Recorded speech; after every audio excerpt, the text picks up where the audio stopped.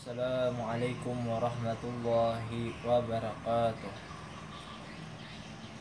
Mata kuliah Psikologi Agama dengan judul Jiwa Keagamaan Manusia pada Usia Lanjut. Kelompok 8.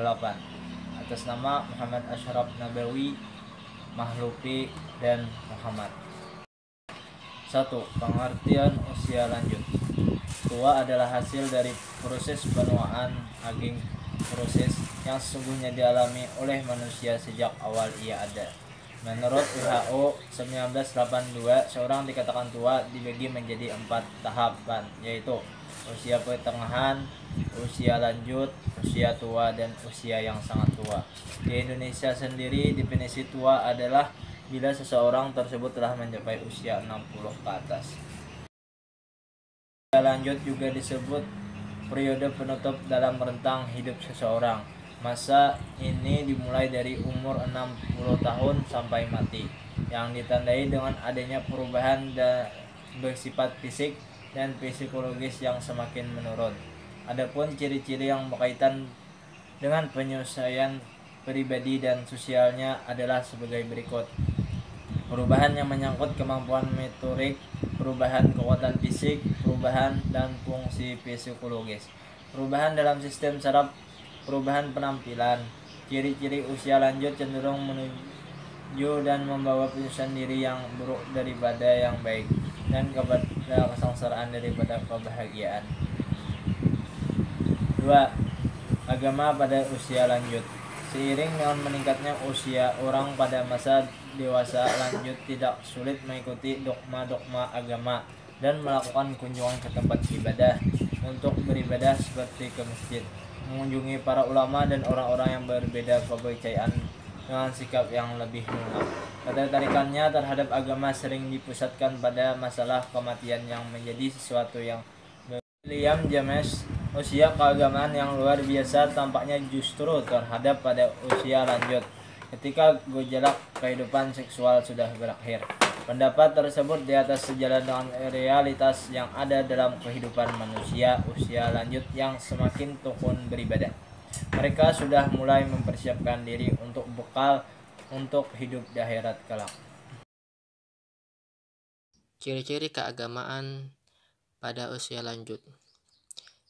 Pertama, kehidupan keagamaan pada usia lanjut sudah mencapai tingkat kemantapan. Kedua, meningkatnya kecenderungan untuk menerima pendapat keagamaan. Yang ketiga, mulai muncul pengakuan terhadap realitas tentang kehidupan akhirat secara lebih sungguh-sungguh. Keempat, sikap keagamaan cenderung mengarah kepada kebutuhan, saling cinta antara sesama manusia, dan sifat-sifat luhur. Kelima, timbulnya rasa takut kepada kematian yang meningkat sejalan dengan pertumbuhan usia lanjutnya. Yang keenam, perasaan takut kepada kematian ini berdampak pada peningkatan pembentukan sikap keagamaan dan kepercayaan terhadap adanya kehidupan abadi atau akhirat. Intinya, kita memperbanyak dzikrul maut atau mengingat kematian. Dengan mengingat kematian akan berdampak pada diri kita, seperti semangatnya beribadah agar kita siap bertemu dengan Allah Subhanahu wa Ta'ala. Keempat, kematangan beragama. Kematangan atau kedewasaan seseorang dalam beragama biasanya ditunjukkan dengan kesadaran dan keyakinan yang teguh karena menganggap benar akan agama yang dianutnya, dan ia memerlukan agama dalam hidupnya. Jika kematangan beragama telah ada pada diri seseorang, segala perbuatan dan tingkah laku keagamaannya senantiasa dipertimbangkan betul-betul dan dibina atas rasa tanggung jawab, bukan atas dasar peniruan dan sekadar ikut-ikutan saja.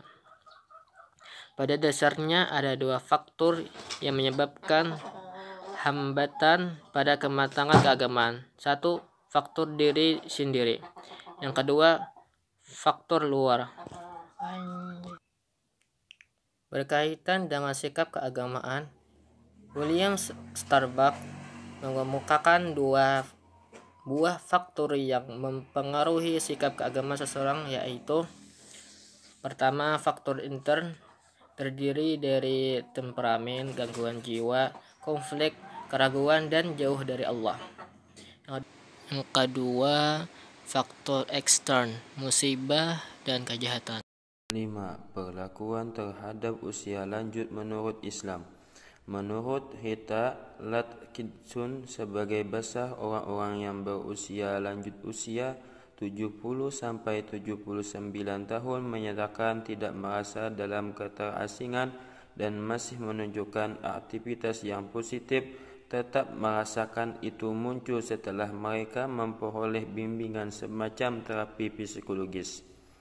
Kajian psikologi berhasil mengungkapkan bahwa di usia melewati setengah baya, arah perhatian mengalami perubahan yang mendasar. Bila sebelumnya perhatian diarahkan pada nikmat materi dan duniawi, maka pada beralihan ke usia tua ini, perhatian lebih tertua kepada upaya menemukan ketenangan batin. Sejalan dengan perubahan itu, maka masalah-masalah yang berkaitan dengan kehidupan akhirat mulai menarik perhatian mereka.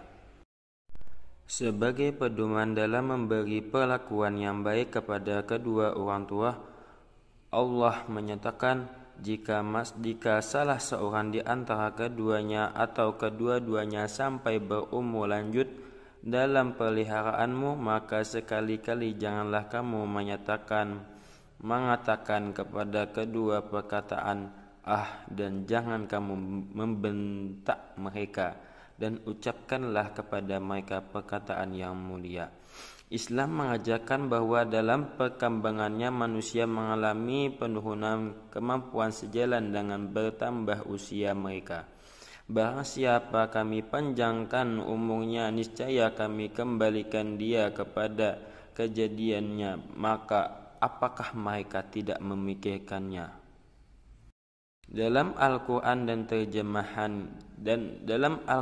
dan terjemahannya dikemukakan bahwa maksud kami kembali kepada kejadian, yaitu dikembalikan kepada keadaan manusia ketika ia baru dilahirkan itu lemah fisik dan kurang akal. Al-Quran dan terjemahnya menurut As-Suhbuni yang dimaksud dengan ayat tersebut adalah bila manusia dipanjangkan umurnya ke usia lanjut, maka ia akan kembali menjadi seperti bayi, yaitu tidak mengetahui sesuatu pun ada.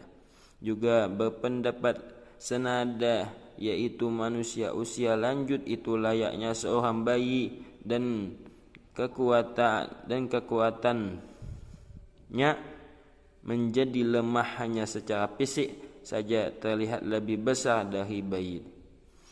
Penjelasan ini menunjukkan bahwa perlakuan terhadap manusia usia lanjut menurut Islam merupakan kewajiban agama, maka sangat tercela dan dipandang durhaka bila seorang anak tega menempatkan orang tuanya di tempat kemampuan atau panti jompo. Alasan apapun tak dapat diterima bagi perlakuannya itu.